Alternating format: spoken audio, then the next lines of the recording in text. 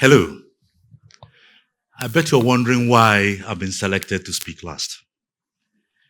The organizers very cleverly worked out that there was an age differential between the speakers. And the younger ones spoke earlier, and they were warming up the audience for me to speak last. And I'm quite happy to speak after a very young medical doctor, only 50 years old, just spoke. I was born 56 years ago. I was born into a most humble family.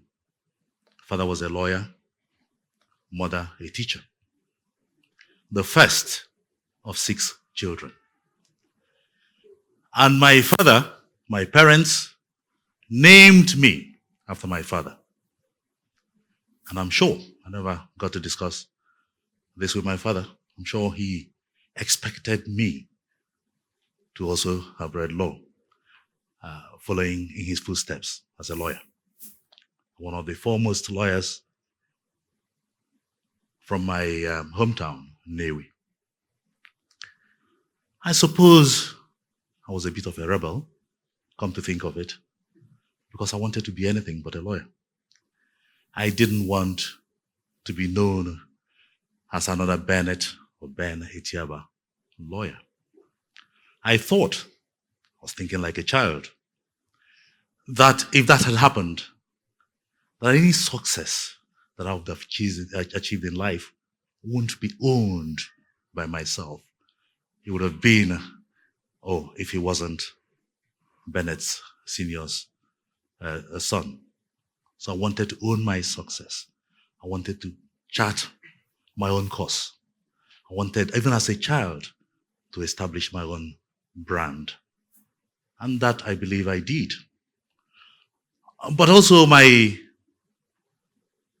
parents, or I'll say my mom now, because we lost our father in 1987.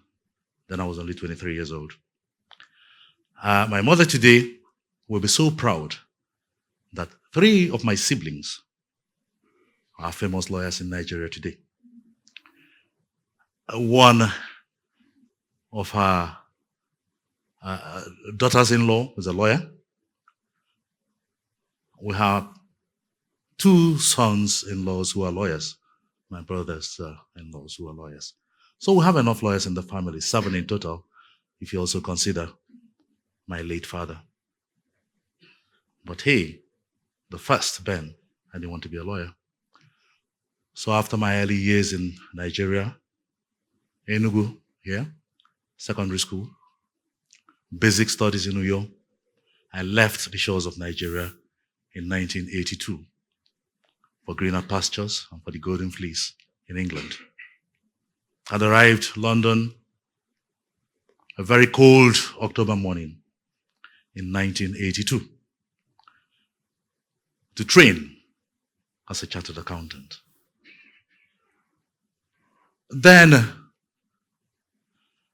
Britain was led by a very strong-willed Prime Minister, Margaret Thatcher. Their first ever female Prime Minister. In fact, to date, they've had 2, Margaret Thatcher and Theresa May. But in Thatcher, I found a great leader. I studied her, I admired her, I loved her, I appreciated all her leadership skills and principles. And the things I learned from her in leadership are the very basic leadership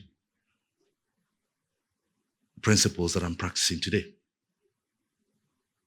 I admired Thatcher so much. But hey, I never voted for her. And the reason was very simple. Ideologically, I was attracted to what she was doing. I felt that she was playing politics the way I would have played it. I've never played politics.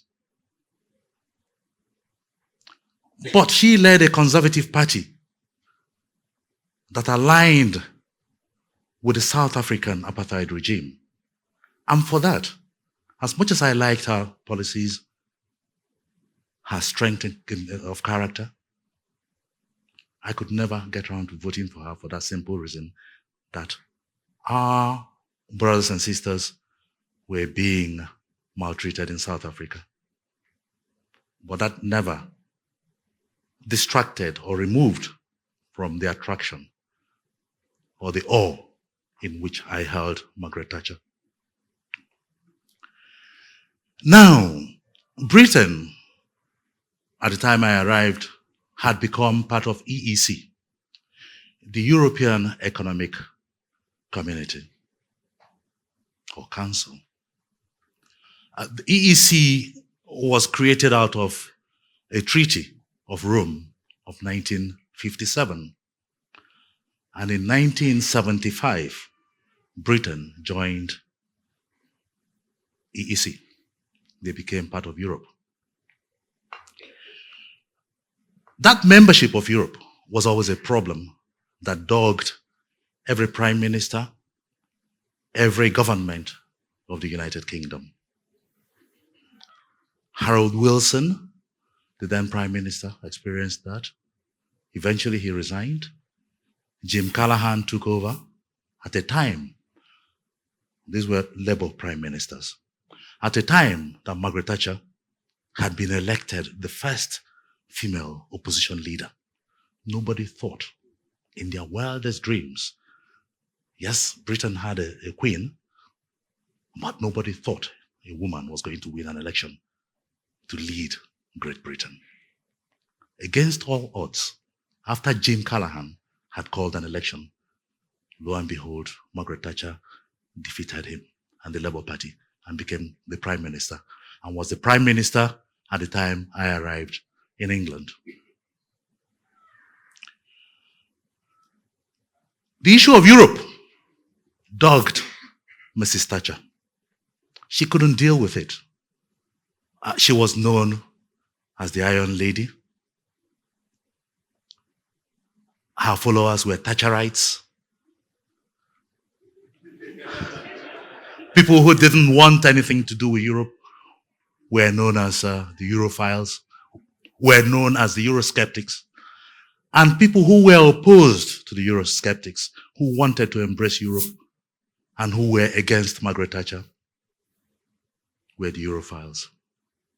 I just watched and kept watching this drama play out. Thatcher took Britain from being known as the sick man of Europe and added the great to the name Great Britain. She changed in just a few years the image of the country, the fortunes of the country. Britain became very attractive. London became the #1 destination for business. London became the #1 destination for culture in Europe. She fought many battles, Mrs. Thatcher. She fought a very famous one, the coal miners' strike. The coal miners at the time, they formed the biggest union. And whenever they sneezed, the whole country caught a cold. But not Margaret Thatcher. She once famously said that you can turn if you do want to, but this lady is not for turning. This was why she was known as the Iron Lady. They couldn't defeat her. She defeated Ian Scargill and the coal miners, and the strike that was expected to bring her regime down had no effect. She won her re-election, her second election in a row, and was faced with the poll tax riots. That was expected to finally get her to cave in, but she never did. She won a third election, an unprecedented third election. Till date, she's still the longest serving prime minister, dead though. Nobody has been able to beat her record. But eventually, she fell because of Europe. By 1993, Europe had gone from EEC to EC, and finally to European Union, EU. And the issue of Brexit whether to be in Europe or to be out of Europe, kept dogging successive British prime ministers. Thatcher fell. The people that removed her couldn't inherit. They appointed somebody who was in between John Major. John Major called an election, won the election, but couldn't win a re-election. Tony Blair came, won 2 elections, they removed him. They had Gordon Brown, Labour Party, and David Cameron came and defeated Labour and became the prime minister, called an election, and decided that he was going to offer the people a referendum to settle this issue of Brexit once and for all. Of course, he lost the vote unexpectedly. The vote against him was led by the current Prime Minister, Boris Johnson, and other like minds. Against all odds, they won. But that did not settle the problem of Europe, in Britain, in the United Kingdom. Cameron had to resign as a result. I wrote to him and thanked him for what he had done for the country, and he sent me a very beautiful, long reply that I still have framed. But he predicted tough times ahead for Britain. Eventually, Theresa May came, couldn't handle it, and had to resign. And then Boris Johnson, in the last 15 hours, eventually got Brexit done. Why have I told you this story? Creating your own brand. Being aware of your environment. Deciding what sort of leader you want to be. A great leader should be a leader who has the capacity to take his people or his organization from where they are to where they should be. So after giving successive prime ministers hell, finally Britain settled for a most unlikely premier and decided that they were going to support him. He won a landslide election. Calling that election on its own was a risk. It was like Turkey voting for Christmas. But he did call the election and won a landslide.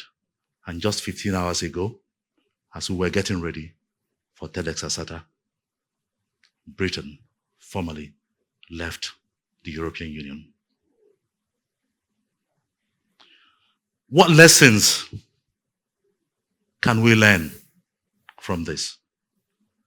As a nation, I say that I've had to speak last because I'm the oldest, but in a country and in a continent where my parents' mates are still in charge, hey, at 56, I'm still a young man. I'm still part of the youth generation in Africa. I say to you, decide who you want to be. Be very aware of the needs of the people you lead. But above all, be dogged, be determined, be very altruistic, be less materialistic about leadership, and be prepared to think the unthinkable. Do the opposite of what everyone else has done, and believe me, you will succeed, you will prevail. Thank you so much.